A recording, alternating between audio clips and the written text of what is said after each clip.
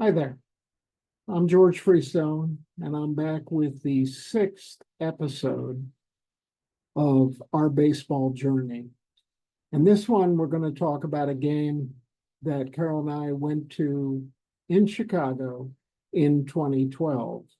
And so, to associate with that, I've got some attire on, of course, my Cubs hat, and a shirt, which is a bit of an anachronism. It's out of place a little bit with regard to the time that Carol and I visited the park. We went to the park in 2012. And so we're here to talk about that particular visit and the game against the Reds that we saw then. But this shirt was still a thing of the future at that point in time. And so the Cubs didn't win the series until 2016. And I'll close up this little segment with a further comment about that. But behind me, I have a different background. For the first 5 episodes, I think I've had the background of San Diego's Petco Park. And this is a park that I actually was in yesterday, Sunday, the 14th of July. And I was there to see a game between what at one point in time was an intercity rivalry. So this is Citizens Bank Park in Philadelphia. Really can't tell that unless you scrutinize some of the small images as part of this particular panoramic view of the park from center field. But the inner city rivalry that we saw was an infrequently paired match of the Oakland Athletics with the Philadelphia Phillies. Now, Oakland was the third city that the Athletics had been in. The Athletics started their life in 1901 in Philadelphia and left town in 1954. And from there, they went to Kansas City, and then from Kansas City, they went to Oakland. They play, their home field is the Coliseum. Carol and I indeed did see a game at the Coliseum that you'll hear about later. But at yesterday's game, boy, did the Athletics, who are not doing near as well in the standings this year as the Phillies, boy, did the Athletics put it to the Phils. They beat them 18-3. They had 8 homers. The Phillies had 1. And interestingly, in the 9th inning, the Phillies brought in to pitch their catcher, Garrett Stubbs, who had a tough day at the mound. He gave up 5 runs, including a grand slam. So with that, I am going to switch gears. We're going to go back and we're going to talk about the game in Chicago. And I'll start by, again, introducing you to a couple of things about this screen. Upper right, you can still see me talking to you. And the second bullet on the left is, it's actually a live link if you go to the presentation rather than this recording that I'm making and posting on YouTube. So if you go to the Dropbox location and take a look at the presentation, that is a hot link that takes you to all the photos that we took of the game. Another thing, lower right, you get the summary of the game, which is a link as well in the presentation that will take you to the box score. So Wrigley is quite a storied ballpark. You can see a kind of a panoramic view of it in the certificate that Carol got. I got one as well for our first visit to Wrigley Field. And indeed, it's dated there, and they spelled my wife's name properly.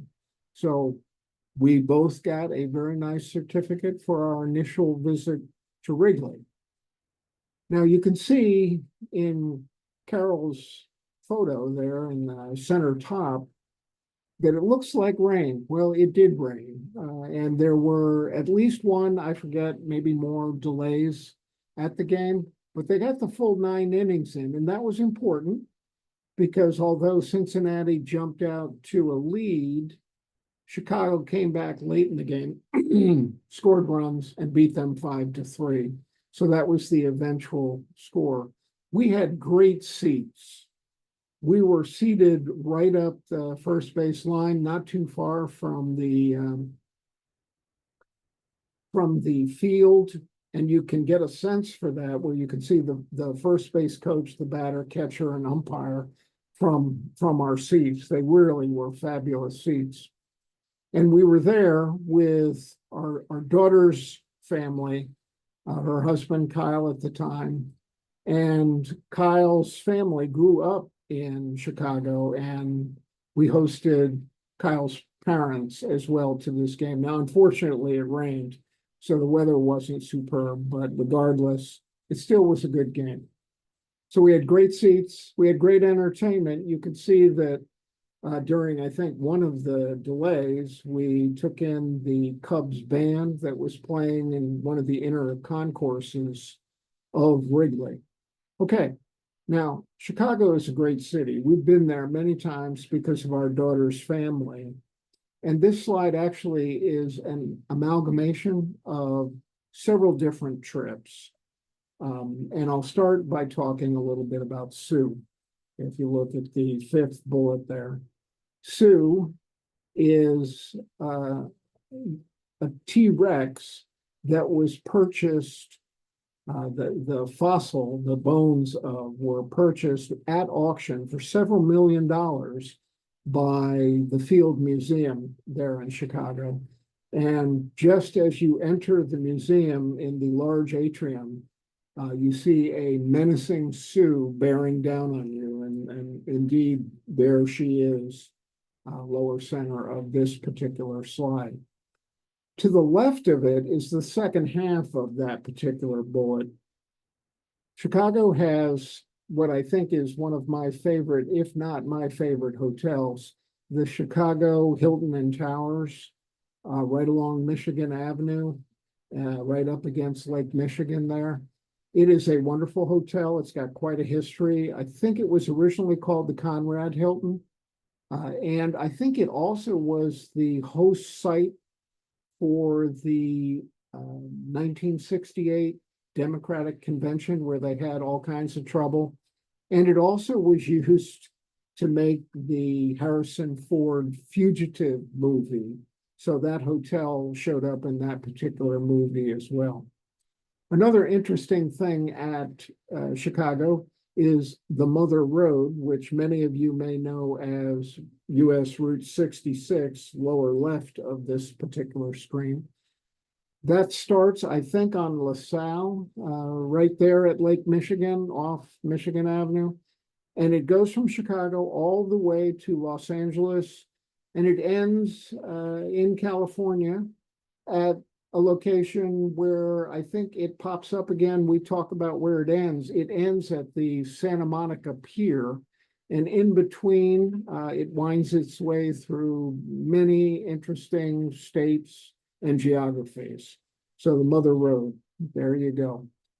Now, another serious attraction that we've taken both sets of our kids to is the Art Institute in Chicago. And in the center is a wonderful painting called Nighthawks that I really enjoy. We have, I think, a magnet of it on either our refrigerator or one of our doors downstairs. Okay, I'm going to talk about the Book of Mormon, and then I'll come back and I'll finish up by talking a little bit more about the baseball game here. But lots of interesting things to do in Chicago. We've seen several plays there, and one of which was the Book of Mormon, where we took, again, both sets of our kids to while we were in Chicago. We had a wonderful visit there. The play was a little bit risque. I was a little bit uncomfortable at times having my daughter and my daughter-in-law there. But I think they enjoyed it and forgave me, so I think they probably laughed as well. So there you have it, just a little bit of a glimpse of Chicago. Oh, there is one more thing I should probably say, even though it doesn't warrant a bullet.